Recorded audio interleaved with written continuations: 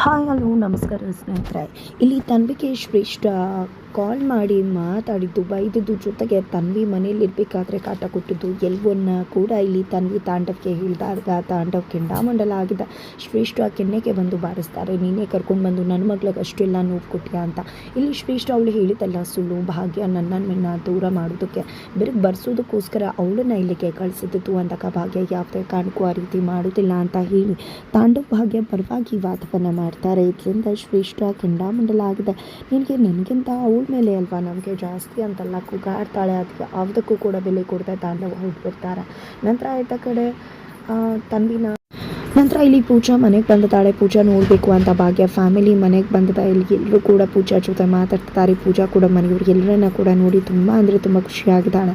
ಇದರ ನಡುವೆ ತನ್ವಿಗೆ ಮತ್ತೆ ಶ್ರೇಷ್ಠ ಕಾಲ್ ಮಾಡ್ತಾಳೆ. ಬಟ್ ತನ್ವಿ ಕಾಲ್ ರಿಸೀವ್ ಮಾಡೋದಿಲ್ಲ. ಮತ್ತೆ ಕಾಲ್ ಮಾಡಿದಾಗ ರಿಸೀವ್ ಮಾಡ್ತಾಳೆ.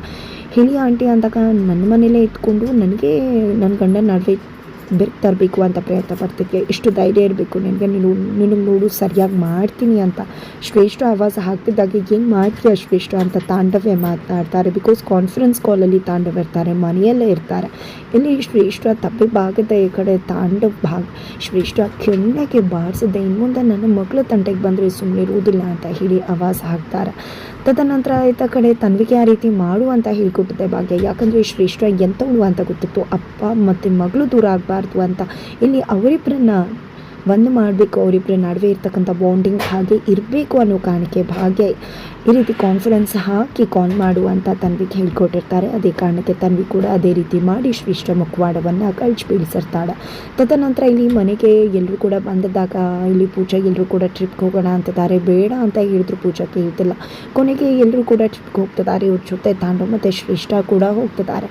ಹಾಗಾದರೆ ಈ ಒಂದು ಟ್ರಿಪ್ಪಲ್ಲಿ ಏನೆಲ್ಲ ಆಗುತ್ತೆ ಖಂಡಿತವಾಗ್ಲೂ ದೊಡ್ಡದೊಂದು ಟ್ವಿಸ್ಟ್ ಸಿಗುತ್ತೆ. ಬಟ್ ಆ ಟ್ವಿಸ್ಟ್ ಏನು, ಅಲ್ಲಿ ತಾಂಡವ್ ಮತ್ತು ಭಾಗ್ಯ ಗಂಡ ಹೆಂಡತಿ ಅನ್ನೋ ವಿಷಯ ಗೊತ್ತಾಗುತ್ತೆ, ಅಥವಾ ಟ್ರಿಪ್ಪಿಂದ ಬರೋದ್ರ ಒಳಗಡೆ ಆದೇಶ್ವರ್ ಭಾಗ್ಯ ಮದುವೆನೇ ಆಗ್ಬಿಡುತ್ತಾ, ಏನೆಲ್ಲ ಆಗ್ಬೋದು, ಏನಾಗುತ್ತೆ, ಇದು ಎಲ್ಲವನ್ನ ಕೂಡ ತಿಳ್ಕೋಬೇಕು ಅಂದರೆ ಈಗಲೇ ನಮ್ಮ ಈ ಚಾನಲ್ನ ಸಬ್ಸ್ಕ್ರೈಬ್ ಮಾಡಿ ಮುಂದಿನ ವಿಡಿಯೋಗೋಸ್ಕರ ವೇಟ್ ಮಾಡೋದನ್ನು ಯಾವುದೇ ಕಾರಣಕ್ಕೂ ಕೂಡ ಮರಿಬೇಡಿ.